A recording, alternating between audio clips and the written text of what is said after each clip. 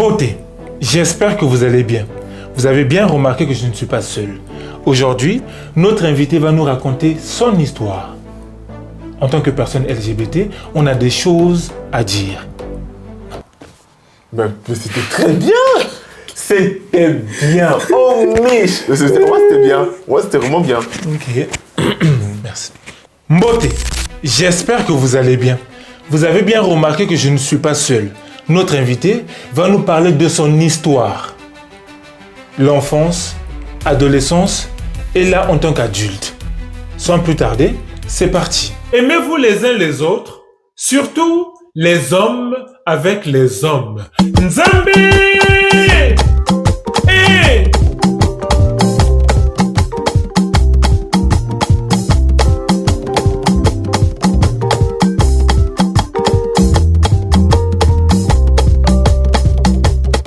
Bonjour. Bonjour, Tu Mich. vas bien? Ça va bien, merci. Et toi? Ça va. Comment on t'appelle? Kader. Kader. T'as quel âge? Kader a 31 ans. 31 ans. D'accord, tu les as fêtés quand? En janvier, du coup, là, en janvier prochain, j'aurai 32 ans. Ah, d'accord. T'as organisé une fête? Ah bah, je vais le faire. Je vais t'inviter en plus, si tu veux. D'accord. Alors, comme tu le sais déjà, on est là pour parler de toi, de ton histoire. Comment décrirais-tu ton enfance? Alors, mon enfance, je la décrirais comme étant tumultueusement heureuse. D'accord. Voilà. Parce qu'en fait, je ne dirais pas que j'ai eu une enfance malheureuse. Non, j'étais un enfant plutôt, on va dire, plutôt épanoui. J'avais des amis qui m'aimaient, des parents qui m'aimaient. Et en vrai, c'était bien. J'ai suivi un cursus scolaire tout à fait classique, mais normal, et ce qui était vraiment bien. J'étais assez bien entouré. Donc du coup, finalement, c'était heureux, quoi. J'ai envie de dire. Ok. Voilà. Et est-ce que tu te sentais différent étant petit? Bah, en fait, je me sentais différent, mais pas de moi-même, mais de par en fait le regard que les autres avaient sur moi.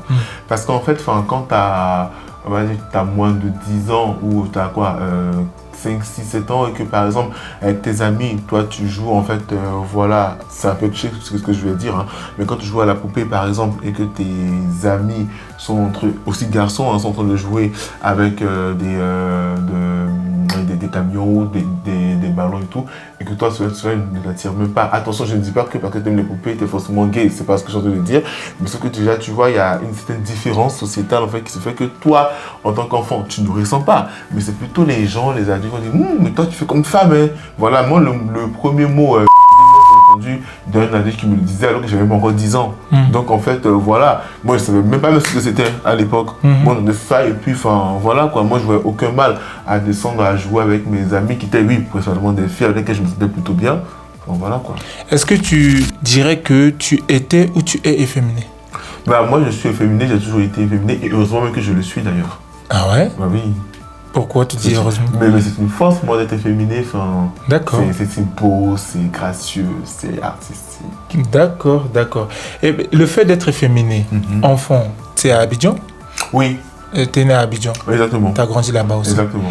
Et étant efféminé à Abidjan, c'était pas compliqué? Bah en fait, j'ai envie de dire que oui, c'est quand même assez compliqué. Comme je l'ai dit encore, si je prends mon parcours en fait d'enfance, moi je savais que moi en fait ce sont les gens qui te disent que tu es efféminé, là tu t'en fous chez toi-même au final. Ça ne te dérangeait pas le fait d'être efféminé? Bah mais pas du tout. Moi je veux dire ce sont les gens qui ont mis en fait cette gêne en moi. Voilà, quand j'étais enfant, moi je veux dire, je ne calcule pas mes faits et gestes quoi. Et souvent, quand tu entends souvent les gens t'appeler avec des noms de femmes et tout, et que tu vois que souvent ton père te regarde, il n'a pas, et dans son regard il y a ce petit côté, mais pourquoi t'es comme ça et tout, et en fait il ne peut pas te le dire. Toi t'es un peu perturbé, tu te dis qu'est-ce que j'ai fait, mais sauf qu'en fait c'est pas forcément de ta faute, ce sont les gens qui ont ce regard là sur toi, et toi après du coup qui culpabilisent du fait d'être comme ça. Les premières insultes que tu as entendues, ça venait des adultes. Bah oui, bien sûr. Et on te traitait des noms de femmes, t'as dit. Bah oui. Et à quel moment tu as commencé à te questionner par rapport à ta sexualité? Je pense que c'est par rapport à ce que les gens disaient d'une part, et moi aussi en tant que personne, hein, parce qu'on voit même quand on est enfant et que on te dit ah mais regarde Kader, regarde elle c'est la go de temps, Même au primaire, ça existe, hein, les petites histoires d'amourette et tout. Donc moi, les filles, je les regardais, je les aimais bien. Les filles, même juste pour jouer les Barbie, quoi. Voilà, sauf qu'en fait, avec les garçons, en vrai, je dirais pas que je fantasmais avec les garçons, non. Mais mon regard sur les garçons était différent. Je dirais pas que je fantasmais, non. Est-ce que tu avais un petit copain tu sais, quand on grandit, là, ça peut nous arriver. Ah, j'aime bien un tel, je suis amoureux d'un tel, mais il se passe rien. Est-ce que tu en avais? Alors, moi, j'ai pas eu de crush copain garçon pendant que j'étais, on va dire, au primaire et tout.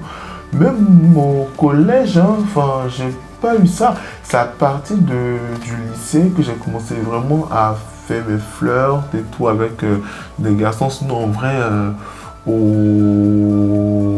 primaire, bah non. Après, au collège, bon, c'est clair que, enfin, il y a des, surtout les chanteurs ou des pop stars, tu vas te dire, oh, il est beau, tu vois, enfin, tu vois.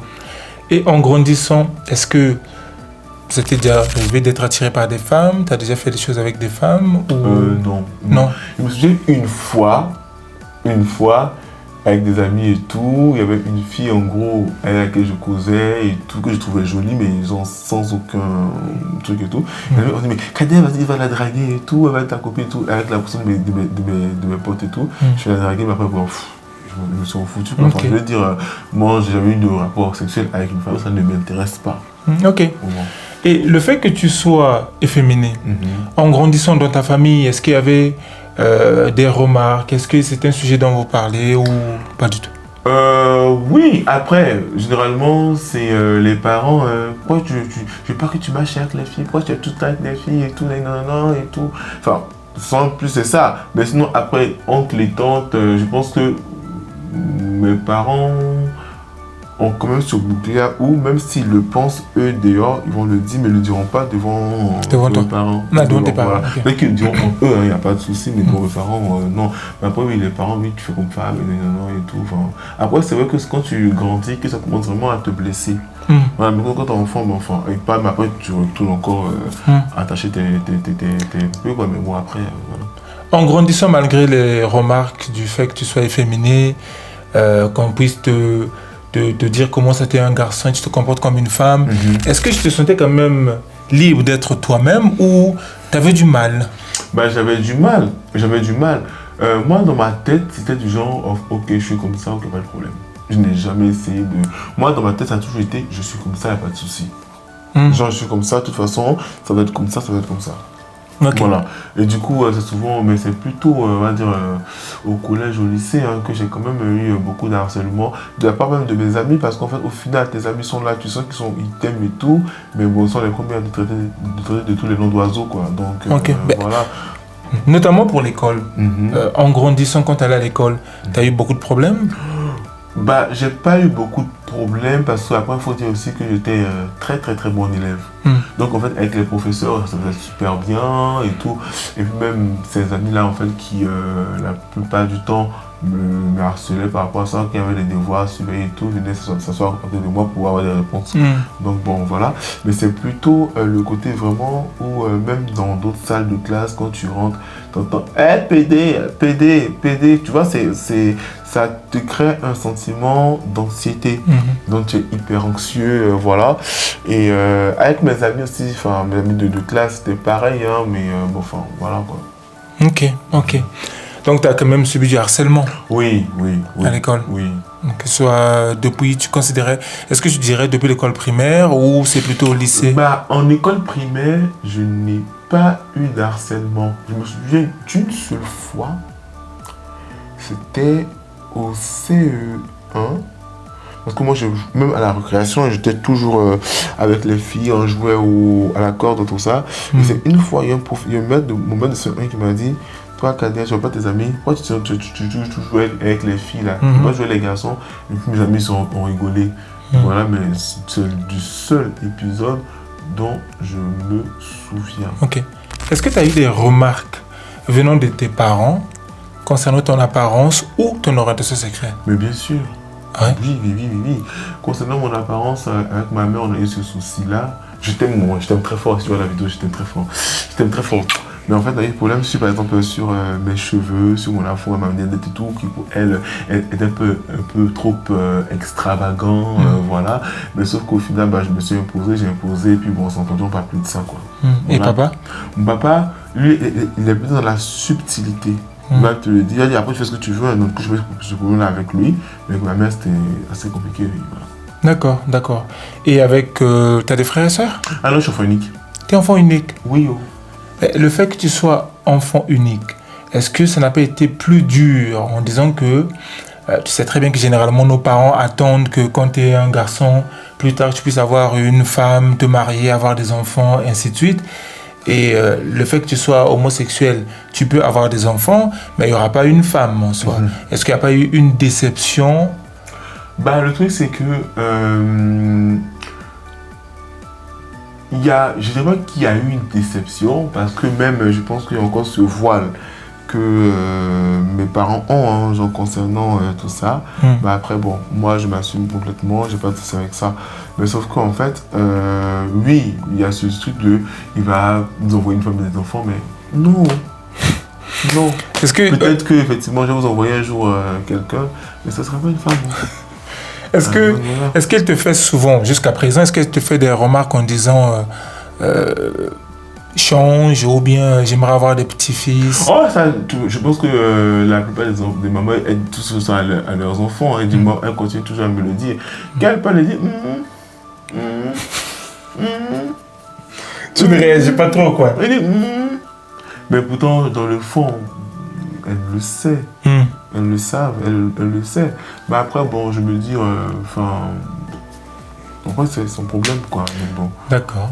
Quand tu grandissais, est-ce que tu avais des amis ou des personnes un peu plus âgées que toi à qui tu pouvais te confier, étant efféminé ou bien étant homosexuel? Tu avais des amis de confiance, disons? En vrai, c'est vrai que... Et ça, moi, je pense que c'est vraiment l'une des plus belles choses que la vie m'a permis d'avoir, c'est d'avoir de très bons amis. Franchement dit, mes amis proches, mes amis là, je suis vraiment hyper bien entouré. Et ça, c'est quelque chose que je chérirai toujours. Je suis vraiment hyper bien entouré. Mes amis, moi je les appelle mes frères, mes soeurs, quoi. Parce que moi, quand je n'ai pas d'amis, j'ai une famille, j'ai mes frères, j'ai mes soeurs. Et franchement, j'ai jamais eu de soucis par rapport au fait que je sois efféminé ou quoi que ce soit. Ceux qui avaient un souci, la vie a fait que ils sont partis. Mais ceux qui sont restés, vraiment aucun souci sur ça. D'accord. Est-ce que tu as fait ton coming out? Mon coming out, en fait, je ne l'ai pas fait, mais il s'est fait, il s'est effacé et il est en train de revenir. Ah bon? Comment ça? Oui, c'est compliqué, ma vie est compliquée, c'est un puzzle. Comment ça? Des gens ont dit à mon père que je suis gay. C'est suivi une ribambelle de frustrations, d'insultes et tout, qui feront peut-être même l'objet d'une autre vidéo, on ne sait pas, peut-être... Oui, pourquoi pas. Tu as vu, non? Oui. Yes. Et puis, après, on est allé chez ma mère, on a parlé et tout, et puis ça s'est terminé sur le fait que Kader n'est pas gay, on n'en parle plus. Tu vois. Donc du coup, après, il y a eu le temps qui est passé et tout, je me suis reconstruit, tout ça. Mais attends. C'était en quelle année qu'on a dit à papa que tu es gay? 2012. 2012. Oui. En quelle année qu'il s'est dit que tu n'es pas gay finalement? Même 2012. Là. C'est-à-dire, en fait, quand on a fait la réunion, là, c'est fini, on oublie le va. Pourquoi du coup, quand elle a dit qu'il était gay, il a cru et après il a dit non, tu ne l'es pas. Qu'est-ce Je sais pas, ça c'est la magie des parents. Et en gros, en fait, si tu veux la réunion, et c'était mieux comme ça. Ok, c'est fini, quand elle n'est pas gay, on passe à autre chose. Mais vous avez fait une réunion? Oui! Comment ça? Et on a fait la vidéo de ça au but. On a fait la vidéo de ça. On a t'inquiéter. Parce que pour pas se bérer là, c'est lourd. C'est lourd. Ok. Ok, après, donc, il a dit que tu n'es pas gay. Qu'est-ce qui s'est passé après? C'est passé après, c'est que bon, moi, je savais une chose dans mon cœur qui j'étais. Dans ce que je me suis dit, bon, Kader, tu es dans la merde. Donc maintenant, qu'est-ce qu'il faut faire pour que tu puisses sortir de cette merde-là pour être heureux? Du coup, je me suis dit, bon, ce que je vais faire, je vais capitaliser sur mon intelligence, sur mon intellect, et puis foutre le camp d'ici le plus vite possible. J'ai du coup suivi mon parcours universitaire, tout ça. Après, j'ai dit à ma mère que voilà, que moi, je veux pas rester forcément ici, je vais partir en France, et tout ça, faire mes études et tout, pour être un peu plus... T'as eu ton bac en Côte d'Ivoire? Oui, mon bac en Côte d'Ivoire et tout. Et quand j'ai eu mon master 1, ma mère a enclenché la procédure, du coup, je pu venir en France. Je suis venu là depuis 2017 et j'ai fait mon master. Depuis 2017? Oui. Et voilà, je suis mon parcours tranquillement et voilà. D'accord. Et tu dirais qu'en ce moment, les relations avec ton papa, ça va? Ça va. Ça va. Ça va, genre, pour l'instant, le papa est enfant, quoi, genre, basique. Il ne te parle plus de ça? Ah non. Mais là, t'as dit que on a dit à ton papa que tu étais homosexuel. Papa, après, il a dit que non, tu ne l'es pas. Et tu viens de dire, là, c'est en train de revenir. Oui. En fait, tu vois, quand il a dit que je ne le suis pas, en fait, il ne l'a pas dit verbalement, mais en fait, dans la réunion de la maison, nous, ça s'est terminé. En gros, chez moi, c'est mon interprétation personnelle. Ça s'est terminé, en gros, sur le fait que, ok, bon, c'est bon, on oublie tout, c'est un bon épisode, quand il n'est pas gay, on y va. En fait, c'est vraiment la vibe dans laquelle tout s'est terminé, quoi, tu vois. Voilà. Okay. Il est en train de revenir parce qu'en fait, pendant du coup, cet épisode-là, il y a des choses qui sont passées avec mon père que ma mère, en fait, ne savait pas forcément. Du coup, là, cette année, il n'y a même pas 2 semaines en plus. Je lui ai dit. Maman. T'as dit à maman? Ouais, j'ai dit maman, voilà, c'est parce qu'elle ne peut pas que je ne savais pas et tout, voilà et tout. Et du coup, je suis en train de progressivement, du coup, en train de lui dire, voilà. Mais quand tu lui as dit, elle a réagi comment? Elle était outrée. Elle était outrée, elle était triste. J'imagine. Et depuis ce jour, elle ne fait que m'appeler, m'écrire tout le temps, comment vas-tu? Et même pour te dire à quel point même ça l'a vraiment touché. Pas plus tard que ce matin, j'ai mon oncle qui est son petit frère qui m'a appelé, qui m'a dit Kader, maman m'a dit un truc qui s'est passé avec ton père et tout, voilà, et voilà quoi. Bon, mais aujourd'hui, en vrai, moi j'ai aucune haine dans mon cœur, franchement dit. Est-ce que tu dirais que ton orientation sexuelle a eu un impact, que ce soit positif ou négatif, dans ta vie personnelle ou professionnelle? Oui, elle a eu un impact, on va dire, super positif. Mais ton homosexuel, tu es une légende. Mais vraiment, parce qu'en fait, ta vie est tout le temps animée. C'est-à-dire que tu le veux ou que tu ne le veux pas, ta vie est animée. Tu ne peux pas t'ennuyer. Et puis, il y a le côté aussi iconique quand même. Enfin, notre culture est tellement riche, l'histoire elle est tellement riche, que ce soit les luttes, que ce soit en matière enfin, il y a tout le temps des choses qu'on peut voir et chercher.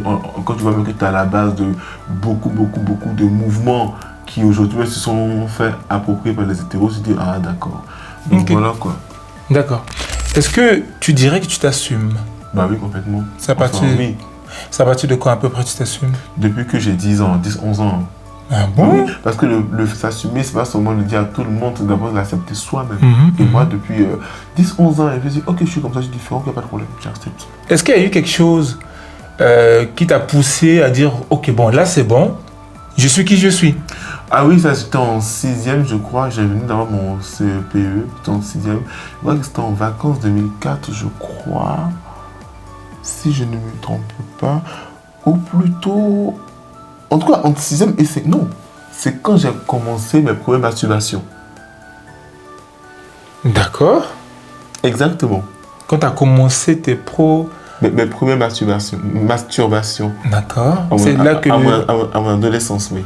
Mais c'est quoi le lien entre la masturbation et le fait de s'assumer? Parce que quand tu te mets dans un état de masturbation... c'est vraiment ma vidéo. Pardon.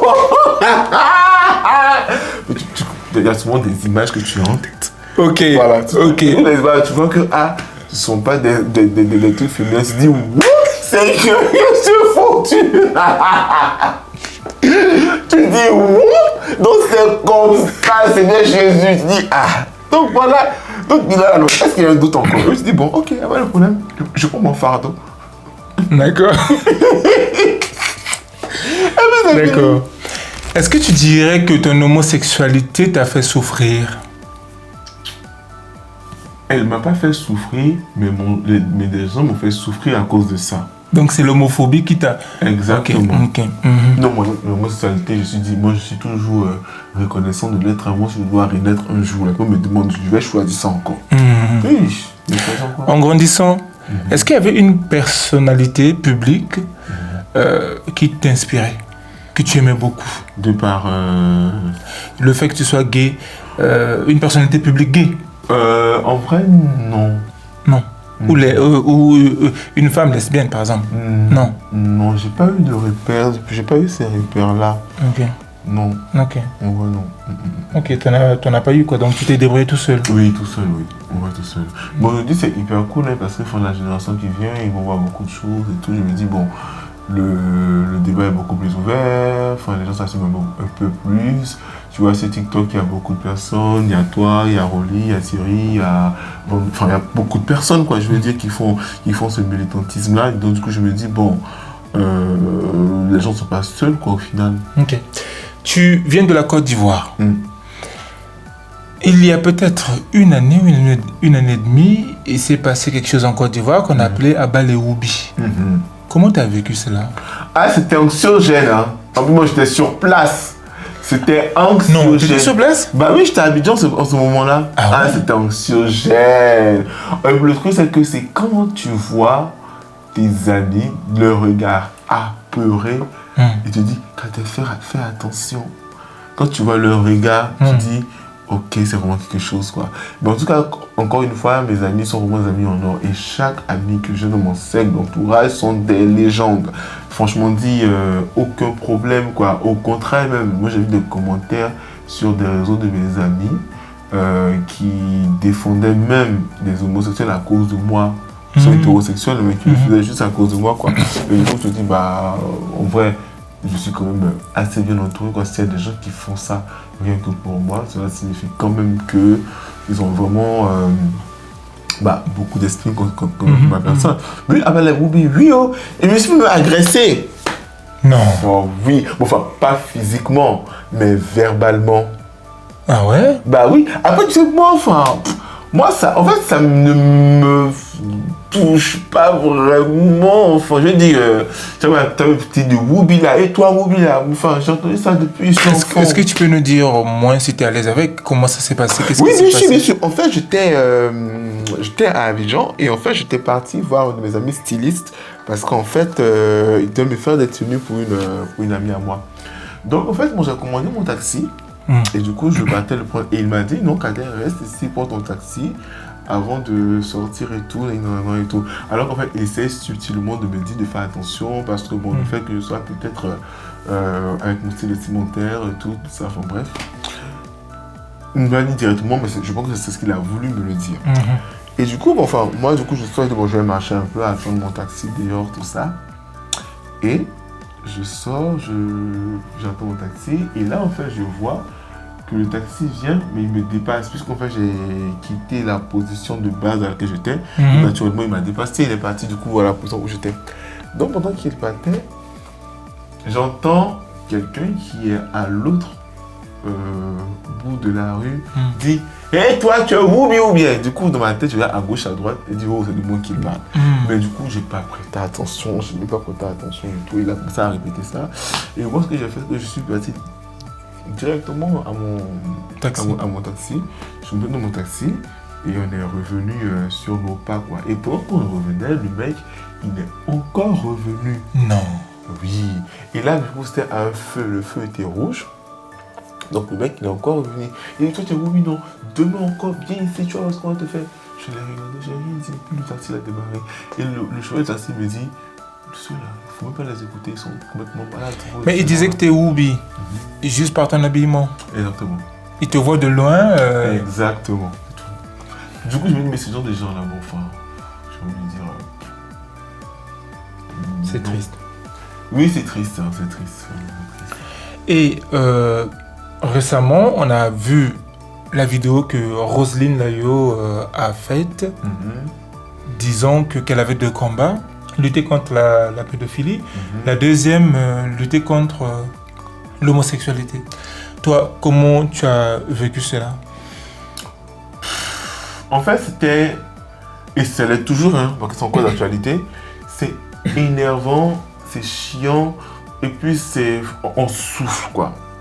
Parce que je me dis qu'aujourd'hui, tu peux ne pas peut-être avoir la culture nécessaire, tu peux ne pas avoir l'entourage nécessaire, mais aujourd'hui quand même, tu ne peux pas venir t'asseoir, faire une interview, la voir, la valider et puis dire que l'homosexualité, les gouvernements doivent venir tirer l'oreille attentive pour entendre, enfin je veux dire, à un moment donné, ce sont des gens, ce sont des êtres humains comme toi. Quand tu parles du fait qu'on vient les réprimander, mais c'est le même sang qui coule dans la veine que le tien. Donc du coup je me dis, mais qu'est-ce qui lui a passé par la tête quoi, enfin. En fait, et après tu vois, tu la regardes, tu dis, bon, ça vole peut-être pas haut, mais je dis, elle a son équipe qui peut quand même donner quelques petits conseils, quoi, genre, je sais pas, tu vas venir t'asseoir là gaillardement pour venir parler du fait que, on me dit quelque chose qui ne te concerne même pas. En quoi est-ce que deux personnes du même sexe qui s'aiment et tout, toi, ça te regarde, tu n'es pas homosexuel, tu n'es, bon, enfin, je sais pas. Et concernant la pédophilie, oui, aujourd'hui, voilà, il y a ce combat qu'on a fait sur la pédocriminalité, oui, et je pense que même toute la communauté LGBT reconnaît effectivement que ce phénomène de pédophilie n'a pas en fait d'orientation sexuelle. Hein. Il y a pas, voilà, c'est un combat que tout le monde, chaque être humain doit mener, mais venir parler d'homosexualité et faire en plus l'amalgame entre les deux, c'est hyper dangereux quand même. Et là, elle a présenté ses excuses. Toi, tu acceptes, tu t'en fous, Oh, elle aurait pu se les garder. Hein. Mais vraiment, elle aurait pu se les garder. Et puis en fait, en plus, tu sais que quand tu viens présenter tes excuses, tu ne viens pas le faire de manière superficielle sur en plus un mensonge. Parce que quand tu viens et que tu dis que tu parlais de la pédocriminalité, sachant que dans la vidéo, tu as été très clair. Et tu as dit, j'ai deux combats et l'homosexualité en fait partie et que tu soutiens les panels qui en parlent et que le gouvernement doit entendre, doit ouvrir son oreille pour venir parler de ça, venir en fait faire quelque chose. Donc elle peut avoir de la criminalisation peut-être. Donc elle a expressement dit cela. Donc quand tu viens t'asseoir à faire une vidéo et que tu ne mentionnes pas cela et que tu fais que tu dis non, je veux la pédocriminalité, sachant qu'après encore tu as fait d'autres vidéos pour dire que toi, tes enfants ne seront pas homosexuels, comme c'est toi qui gère les gènes de tes enfants, ou c'est toi, je sais pas, qui... Et puis en plus, après, il y a d'autres, même dans cette vidéo, il y a eu d'autres vidéos où elle faisait même de l'homophobie, mais pure et dure, enfin, c'est pas possible. Les hétéros, là, on est éduquez-vous, quoi, c'est chiant, en vrai. Non, c'est chiant, c'est énervant, quoi.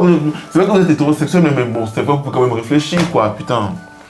T'as parfaitement raison, mon cher. Mais vraiment, enfin, on va venir vous connaissez pas quelque chose, soit vous demandez ou vous taisez. C'est quoi? Oh. Ouais, t'as parfaitement raison.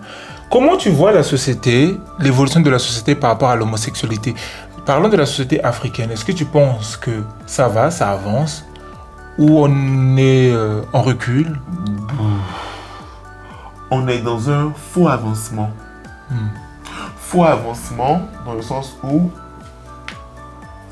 certes, les mentalités évoluent quand même. Parce qu'il faut dire que moi, par exemple, avec mon entourage, par exemple, dans mon entourage, en tout cas proche, il n'y a pas de personnes homophobes déjà. Pourtant, j'ai une amie hyper hétérosexuelle. Hein. Et tu penses que c'est grâce à quoi? Moi, je pense que c'est grâce, pas envie de me vanter, mais un peu grâce à moi. Pourquoi? Parce qu'en fait, ils ont su au final que le fait qu'il soit gay, ça ne change pas la personne qu'il est, quoi. Voilà. Je pense qu'aussi, ils seraient avec des gens qui seraient homophobes, ils le seraient et tout, mais moi je pense que même aujourd'hui, hein, là-dessus, en fait, en tant qu'hétérosexuel, il y a toujours une petite dérive que tu fais à dire des mots qu'il faut pas dire. Je te connais tout de suite, tu ne peux pas dire ça. Ok. Tu ne peux pas dire ça. Voilà, mais après, c'est pas dans le fait de vouloir les mettre mal à l'aise. Je dis tout simplement que ça, en tant que personne hétérosexuelle, tu ne peux pas le dire. Et tranquille, quoi. Je pense effectivement que du coup, le faux avancement, parce que il y a quand même aujourd'hui, on a fait où c'est criminalisé, quoi. Et ça, il faut le dire. Moi, je ne veux pas parler d'avancement et me dire que dans ce continent-là, il y a encore des pays qui le criminalisent. Ouais. On avait encore là le Burkina Faso avec, qui est un gros recul. Parce que moi, je ne peux pas comprendre que tu veuilles que ton Afrique revienne à ses valeurs et du coup discriminer et criminaliser une partie assez importante des Africains, parce que pour toi, ils n'ont pas une sexualité qui est conforme aux normes africaines. C'est totalement idiot. Voilà, quoi, faut le dire clairement. Donc moi, c'est un faux avancement. Après, il faut dire aussi que bon, Il y a quand même des petites voix qui s'élèvent en Côte d'Ivoire, voilà, sur les réseaux sociaux, notamment sur TikTok, où on essaie de, chacun à sa manière et à sa petite échelle, essaie de faire avancer les choses.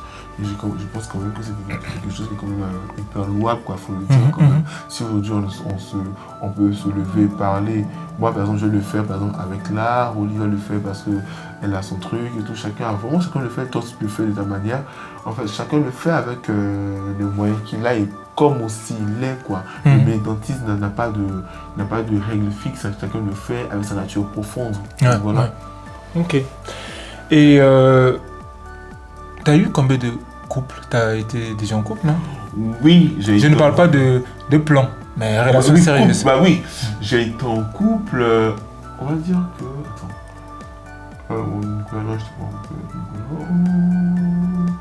J'ai été en couple officiellement 2 fois.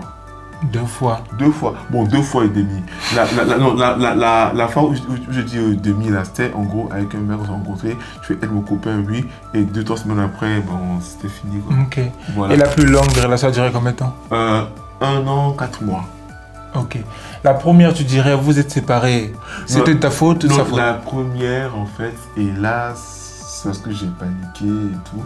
C'était avec quelqu'un que même aujourd'hui, il a le plus grand respect pour moi. En fait, on s'est séparés parce qu'il m'a demandé en mariage. Et moi, à l'époque, je n'étais pas forcément prêt de manière physique ou psychique et tout, de me marier. Et en fait, franchement, il m'a... C'était en Côte d'Ivoire? Non, c'était ici en France. Ici? Oui, c'était ici en France. Il m'a demandé de me marier. Vous êtes séparés parce qu'il t'a demandé en mariage? Oui, il m'a dit, bah Kader, on est ensemble, voilà, moi c'est ce que moi je veux de toi et je ne peux pas continuer comme ça et tout, moi je veux ça pour qu'on puisse avancer encore plus profondément ou je peux pas en fait... Il dit, que tu peux me laisser le temps, il dit, me laisser le temps, après je lui ai dit, bon, je ne peux pas maintenant, mais est-ce que en fait... Et là, je pense qu'il a peut-être mal pris et ils sont séparés.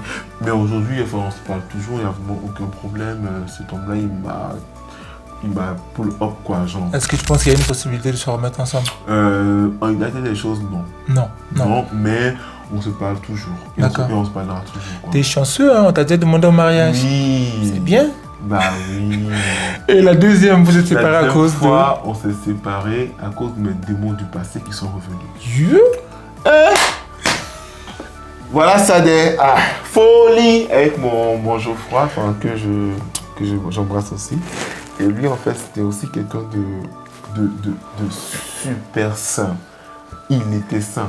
Mes cousins l'adoraient. Mes amis l'adoraient. Tout le monde, même jusqu'à aujourd'hui, est-ce que c'est même jusqu'à aujourd'hui, il y a mes cousins même qui me disent, mais Kader, Geoffroy, ils demandent toujours après lui. Parce que ce temps-là, c'était... D'accord. Voilà. Mais c'est qu'en fait, nous sommes séparés. Et là encore, à cause de moi, là je le dis, hein, à cause de moi, parce qu'en fait, j'ai mes démons du passé qui sont revenus. Ce qui a fait qu'en fait, dans ma tête et dans mon esprit, il y a eu un blocage. Et ce blocage n'a fait que s'agrandir. Ce qui a gros à provoquer un éloignement de nos personnalités. Et puis bon, au final, c'est lui qui subissait tout, quoi. Après, je me suis dit non, je ne veux pas lui faire quelque chose que je n'aimerais pas qu'on me fasse à moi. Et du coup, nous sommes séparés. Voilà. Est-ce que là, ça va? Oh, là, ça va mieux, mais on se voit toujours aussi. Hein. Moi, en vrai, les relations que j'ai eues là, en fait, ça se termine tellement de manière saine qu'en fait, on se parle toujours. Hein. Il n'y a vraiment aucun souci. Et puis bon, là, actuellement, enfin, voilà, quoi. Genre. Et en ce moment, tu es célibataire? Oui, célibataire, oui. Tu cherches? Oh, mais attends. Je suis célibataire. Maintenant, après... Est-ce que tu peux être célibataire et puis ne pas vouloir te mettre en couple? Mais c'est que je cherche l'amour. Enfin, je veux dire, oui, je veux me mettre en couple avec quelqu'un. Je veux fonder quelque chose avec quelqu'un. Je veux, voilà... Dis-nous, c'est quoi ton genre de mec? Est-ce que j'ai genre... Non, mais en vrai, moi, les gens que je cherche là, qu'ils soient honnêtes, courageux et bienveillants. Parce que les 3 valeurs que je recherche. Honnête, courageux et bienveillant. C'est tout. Moi, j'ai pas besoin de style de particulier. Parce qu'en fait... Qu'il soit petit, grand... Ah, au niveau physique, bon, en vrai, vraiment, j'ai déjà sorti avec des... Bon, j'ai déjà flirté avec des mecs qui sont pas grands. Donc, moi, en vrai, c'est vraiment... tu vois, il y a ce truc-là quand tu vois quelqu'un, il y a le charisme, l'attitude et tout. Et souvent, tu vois des gens, et en même temps, tu sens le truc, quoi. Genre, moi, ça ne se calcule pas, Après, il y a un truc qui, moi, me séduit, mais toujours, ce sont des gens qui ont de la conversation. Parce que moi, je suis très sapiosexuel. Tu vas me parler de ça, de ce que tu fais, même de... Peu importe le domaine, hein. Que tu sois même dans la cuisine, dans le sport, dans tout. Quand tu commences à me parler de sport, de cuisine, et que cela te passionne... Même une personne qui travaille à la morgue. Tu me dis que un jour, il y a un mort qui s'est levé et dit que parce que je vais t'écouter.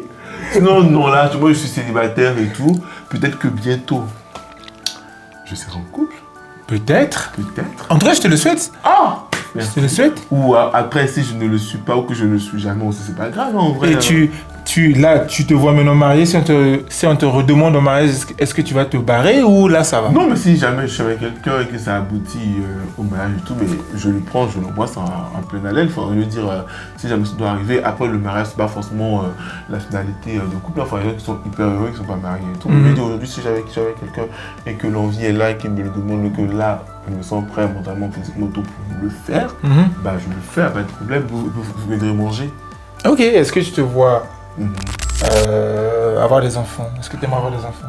Oh, je pense que je suis actuellement totalement un peu selfish, un peu trop centré sur moi, sur le projet, exactement. Exactement, en plus ça nourrit, c'est pas des vitamines, donc on va garder ça. Donc voilà, je suis un peu trop selfish pour pouvoir en fait donner toute mon attention à un enfant. J'ai ma soeur, c'est une grande amie à moi qui est ma soeur qui a accouché récemment et je l'ai aidé un peu à s'occuper de son bébé et c'est vraiment beaucoup de travail. Genre je me dis mais tout ça là pour moi, est-ce que je pourrais? Joe, est-ce que je pourrais? Donc je pense que peut-être qu'à mes mes 40 ans peut-être. Donc il y a Kader qui cherche l'amour. Il est célibataire. Il suffit juste d'être bienveillant. Honnête, courageux et bienveillant. Honnête, courageux, bienveillant. Voilà. Ouais. Et puis indépendant quand même, non? Oh, tu sais, indépendant ou pas... Est-ce que tu pourrais sortir avec un sans-papier? Mais bien sûr. D'accord. Mais bien sûr, moi ça ne me dérange absolument pas. Okay. Moi, en vrai de vrai, le truc c'est que il faut le vouloir. Parce que quand tu veux quelque chose et que quelqu'un te plaît, et que tu veux quelque chose avec quelqu'un là, tu fais tout pour, parce qu'il y a toujours moyen de s'arranger. Est-ce qu'on va laisser le capitalisme ou l'administration française venir te dicter comment tu dois vivre ton amour? Ok, je vois. Et la couleur de peau, elle n'est pas importante pour toi, on s'en fout. Peu importe la couleur de peau. D'accord. On s'en fout. Mais en tout cas, mon cher. Et pour éviter certaines choses là, souvent c'est mieux d'être un qui te ressemble. C'est-à-dire non, tu as eu ton bon chocolat, genre comme toi et un noir et tout, enfin qui connaît et qui comprend aussi certaines problématiques que tu vis, que tu as vécu, ton parcours et tout. Ok. Je me dis, voilà quoi. Ok, et la dernière partie, tes projets. Alors, pour mes projets, c'est bien mieux que tu en parles parce que je suis photographe et directeur artistique. Et en fait, moi, ma direction artistique se tourne autour, en fait, de tout ce qui est ancien, le vintage, tout ça. Et du coup, petite anecdote, enfin, un peu mon parcours de photographie. En fait, il est né quand je suis venu sur Paris. Parce qu'en fait, avant d'être à Paris, j'étais à Nantes. J'ai fait 3 ans à Nantes, j'ai eu mon master et je suis venu du coup sur Paris. Quand j'arrive sur Paris, j'ai voulu en fait faire quelque chose qui allait me stimuler. Sauf qu'en fait, à la base, moi, je posais beaucoup pour les amis qui sont photographes et tout. Et du coup, je me suis dit, bon, j'ai envie de tenter une nouvelle aventure. Du coup, après, un jour, je tombe sur une pub d'appareil photo. Je me dis, bah, pourquoi pas. Et du coup, j'ai commencé à regarder et demander des conseils à mes amis photographes et tout. C'est comme ça que la passion pour la photographie, elle est née. J'ai commencé à faire des photos. Du coup, j'ai trouvé mon style qui est déjà vintage et tout ça. Et sauf qu'en fait, plus tu avances, plus tu apprends à te connaître, plus tu te dis en fait que le travail que tu fais, bien qu'il soit apprécié en haute, doit en fait aussi être allié à tes convictions. C'est vrai qu'il y a le côté super lyrique et tout, mais il faut pas aussi qu'il y ait un côté aussi revendicateur et militant, en tout cas pour moi. Ce qui fait qu'en fait actuellement, je ne fais pas trop je ne fais même plus de shooting parce qu'en fait, je suis en train carrément de changer ma direction artistique pour aller vers un truc un peu plus militant. Okay. En gros, je vais garder toujours ce côté très militant, tu veux dire militant LGBT? Exactement, on va aller queer. Ok. LGBTQIA+, et queer. Voilà, et donc du coup, même en ce moment, je suis en train de préparer un projet. Et le truc, c'est que tu vois, chaque année, le musée du Quai Branly organise le concours de la photographie. Et du coup, je me suis dit, bon, pourquoi ne pas en fait en profiter et pour l'année prochaine, déposer du coup mon projet qui sera du coup en accord avec ma nouvelle direction artistique. Donc en fait, mon projet va porter en fait sur la marginalisation en fait des corps qu'on dirait, que j'appelle des corps indociles. Voilà, aujourd'hui, que ce soit nos militants, que ce soit les personnes trans, les personnes gays, les personnes non-binaires, les nouchis qu'on appelle aujourd'hui enfants de la rue, qui sont aussi marginalisés du fait qu'ils n'appartiennent pas au code de la bourgeoisie occidentale, il faut le dire, qui sont du coup tout ça, les affres de la colonisation, parce que pour moi, nous sommes encore en pleine néocolonisation, du fait qu'ils soient marginalisés. Donc du coup, en fait, ma nouvelle DA va tourner autour de ça. Et je vais faire du coup même ce shooting-là en Côte d'Ivoire en décembre qui va être publié du coup bientôt. Donc vous allez voir en fait sur les réseaux ma nouvelle DA, en tout cas ce vers quoi je vais vraiment me tendre, quoi. Et pour ce faire, en fait, j'étais beaucoup inspiré de la photographe, la sud-africaine militante et queer Zanele Mouli, qui m'a beaucoup inspiré. Après aussi pour le côté lyrique et tout ça. Haute couture, il y a Paolo Roversi qui m'inspire beaucoup. Et voilà un peu quoi, parce qu'en vrai, quand je fais mes recherches et tout, en matière de photographe, de directeur artistique queer dans la zone francophone africaine, certes il y en a, mais surtout dans le placard où il faut être très hétéronormé. Tu pourrais être le premier. Pourquoi pas, c'est mon but. Bim, bam.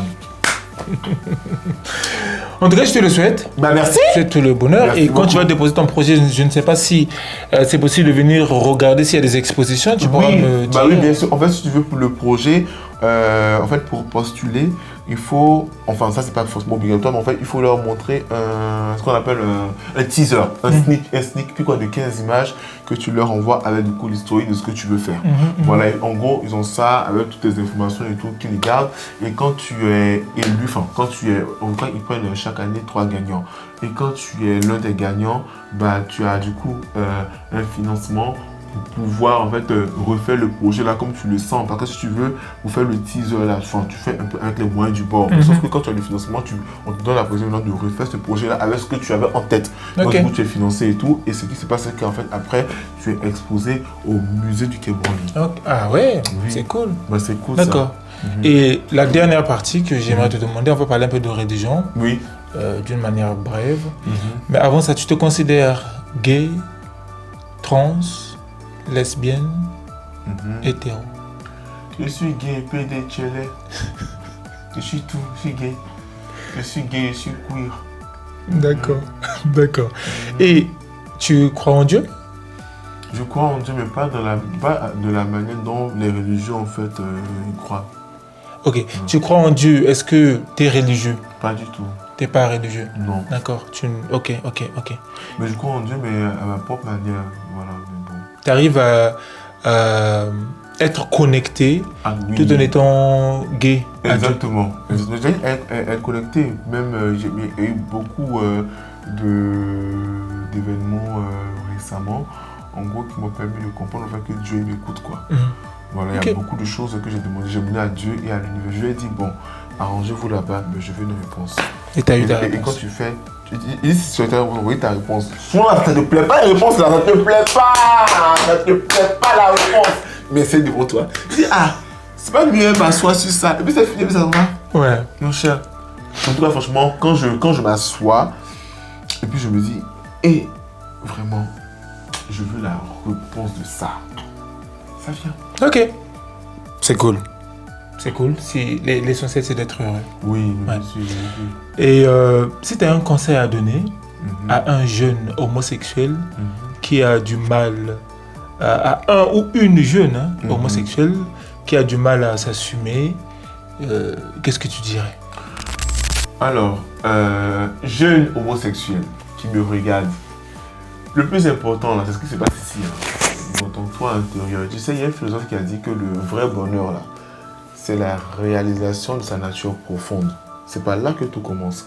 Et pour réaliser, en fait, cette nature profonde, là, en fait, de te déconnecter de tout ce qui est norme sociétale. C'est très difficile de le faire. Et puis tu veux le faire juste d'une seule manière, en étant toi dans un endroit où tu es isolé et tu te dis, bon, qu'est-ce que je fous là et qui je suis. Et quand tu vas commencer à comprendre qui tu es, il faut déjà commencer à l'accepter toi-même. Ça va être difficile. Ça va être hyper difficile, mais en même temps facile. Voilà, c'est à la fois difficile et facile, dans le sens où tu as dit, bon, ok, je suis gay. C'est facile de le dire. Mais l'accepter, c'est un cheminement. Et tu vas le faire à ta manière, tu vas prendre le temps qu'il faut le faire. Mais dis-toi qu'en fait, tout ira bien, tout est éphémère, aucune malédiction, aucun mal n'est éternel, aucune frustration n'est éternelle. Et sache que tout ira bien. Tout simplement. Ok. Merci à toi d'avoir accepté de venir nous raconter ton histoire. Merci à toi, mon cher. On a pris les parties phares, on va dire. On ne peut pas parler de ta vie en une seule vidéo. Tu as quand même une longue carrière derrière toi. Que ce soit dans la vie professionnelle ou dans le Woubia. Oui, donc, dans le Mbé. D'accord. Merci de tout cœur d'avoir suivi la vidéo jusqu'à la fin. N'hésitez pas de vous abonner, d'activer la cloche de notification pour ne pas louper des vidéos à chaque fois que je vais les publier. Si tu veux me raconter ton histoire d'une manière anonyme ou pas, tu peux me contacter, il n'y a pas de souci. On aimerait donner la parole aux personnes LGBT, raconter des histoires de LGBT parce que c'est très important. Ton histoire aussi est importante. Ton histoire est importante. Oui. Merci encore, Kader. Merci. De rien. Les choupettes. Peut-être un dernier mot à dire. Mon cher, soyez queer, soyez bizarre, soyez bizarre, soyez bizarre, soyez bizarre jusqu'à l'os du cul. Les choupettes, prenez soin de vous. Bisous. Bye bye.